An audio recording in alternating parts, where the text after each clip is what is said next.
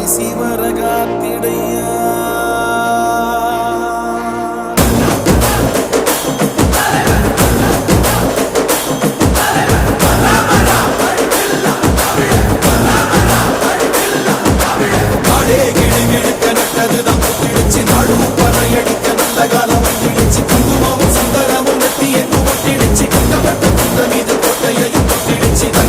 நாடு இல்ல தமிழ்நாடு நீ தந்துகிட்டு போறதென்ன வெளிநாடு